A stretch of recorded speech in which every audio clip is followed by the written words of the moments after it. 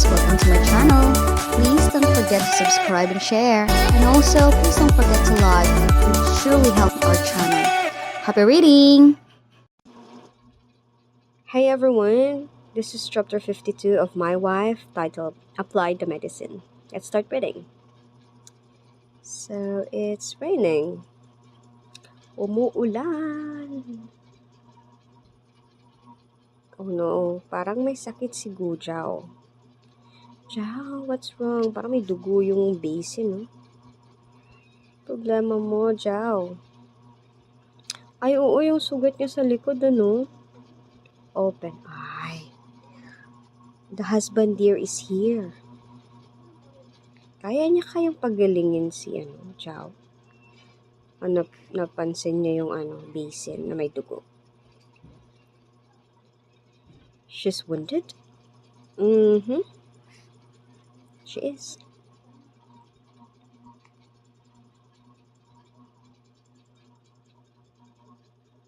Gujaw? Oh, may lagnat talaga siya. Gising sa picture, ha? Touch. Mm-hmm. She's burning. Oh, nilalagnat talaga. Mainit. So, nagka-infection yung niya. Yung sugat niya sa likod. Oh, nangahawak. Gising pala. Why aren't you sleeping? Kahit may sakit to. Are you here to take advantage of me? Ba? No, ito namang husband na to. Just don't go too far. Natulog pa rin naman. Shake off, roll over. Did she just talk and sleep? Snore. Snoring. Okay, rumble. Wah, kakagulat naman to si auntie. Biglang sumusulpot. Ikaw, auntie, ha? Sumusulpot ka bigla, ha? Please don't take it the wrong way, great aunt. Pain reliever. Siya naglagay? Nilagay niya o kinuha niya? Parang nilagay. You guys are married. Why would I take it the wrong way? Roll her eyes. Oo nga naman, mag-asawa naman sila. Kahit isang lugar pa, isang kwarto pa silang matulog lang problema. Expressionless. Close. Galit yarn? Ay hindi, chismosang marites pa rin. Peek at the door. I'll leave after I take a peek. You should know what I meant by that. Slow tong si kuya eh. Paano yan? Kumikidlat. Why do I feel guilty? Turn over. Ba't ka naman magigilty? Ano bang ginawa mo? Ba't ka na-guilty? Rumble. Panay kidlat, ano? Ano bang meron?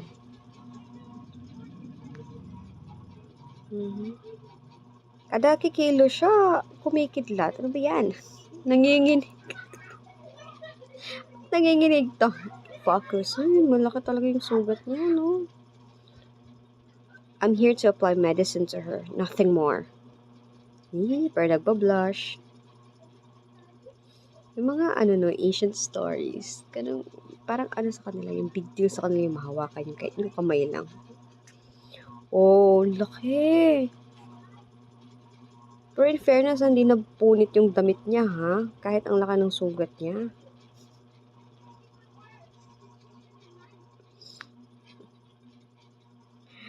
Did she fight with someone? How did she get wounded so seriously and pretend nothing was wrong? Kung hindi niya pinahalata sa mga kasama niya na may sugat siya, na may dinadala siyang pain at the back. Who did it to her? Kung may tanongin, lagyan mo na lang kasi ng gamot. Ay, nako. Ponsieta? Ano ba yun? Ponsieti? Basta yun. Cover. Finish applying the medicine.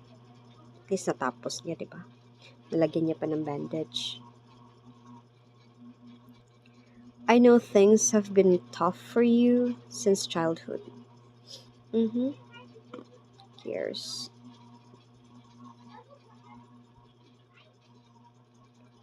But you never got hurt so bad before. Yeah, kahit grabe ano. Well, muntik naman siyang nalunod, muntik siyang namatay. Ito yung pinaka-worst, pero ito yung pinaka-worst ngayon. Touch. Ay, nahulog yung medicine kit. What are this? Pick up. Ang mga gamot yan, be. Where did you get all those things? I had never seen this box before she fell into the water.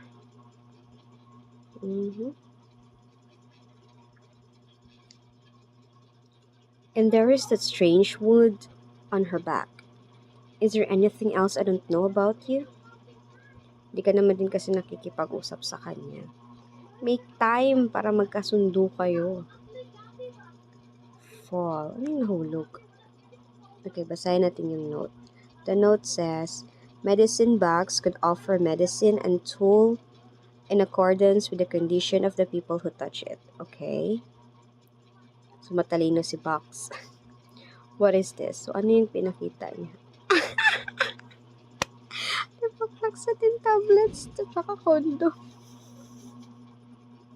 These are not what I put in just now. Could I see it wrong?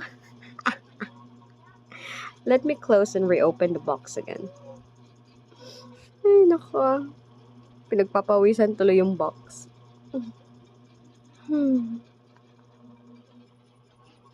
Wala siyang pinainom na gamot. Ano ba dapat pinapainom pag mainom? What's wrong with me? Ay, nako, Kaya. Ewan ko sa'yo, Kaya. Why do you come to her room and group in her box in the middle of the night? Put back. Run aunt out of the room. Yung chismosa. What a silly lad. When can I get a great grandson if you are so dull about this stuff? Ka nga. Sa kanila na yan. Okay, morning has come. Uy, nandito na si Daddy and Mommy. Ang daming gwardya. Kailangan talaga. Sabagay, matataas naman yung ano nila. Hello? Anybody here? Who's asking? Ito naman si Jingkong.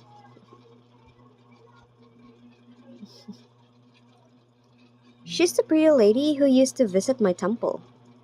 Naalala niya. Yun naman, lagi siyang nasa temple. He's the bad guy who kidnapped Chow and me before. Why are they here together? Did he also kidnap you, ma'am? Grabe naman. Stop. Speechless tuloy si Marcus of Dingan. I remember you. You are the little monk in the temple. What's your name?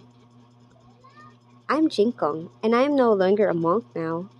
Kasi nga, inadopt na siya ni Jiao. I'm here for Jiao. Is she home? Oh, you know Jiao? Yes, I know her. You can see her today. She's sick. She won't receive anyone. Ngayon magilty ka. Ikaw ang dahilan bakit may sakit si Jiao. Mukha nito. She must have been wounded by that whip yesterday. Ay, talaga. Ikaw ba naman, latiguhin mo yung sarili mong anak sa ulo to. Di mo na lang talaga tinulak or hinila. Can I go inside and have a look? I promise I will be quiet. I don't know if Joe wants to see you. Ito namang bata talaga, no? Wait here. I'll ask her. Close. Sinarado niya, hindi niya pinapasok. Matataas ang ranggo niya na, hindi niya pinapasok. That lady who visited the temple before is here to see you, Zhao. Do you want her in? Okay, Zhao didn't say no. You can come in. Ikaw lang naggawa-gawa niyan eh. You can't come in. Zhao didn't want to see you. Galit talaga siya dito sa lalaking to eh. I dare you to ask her again. I don't think she will refuse. Zhao, that bad guy is here. Will you let him in? Bad guy talaga yung term niya sa lalaki. I'm not a bad guy. He's just as annoying as that girl. Oy, that girl na sinasabi mo, anak mo yan. I know. You don't want to see him. Zhao refused. Nga. Ayaw kang papasukin. Yung mother o nagmamadali. Of course, anak niya yun eh. Alright, that's the end of this chapter. See you in the next one, guys. And please don't forget to like and subscribe. Bye! Thank you for reading with me, everyone.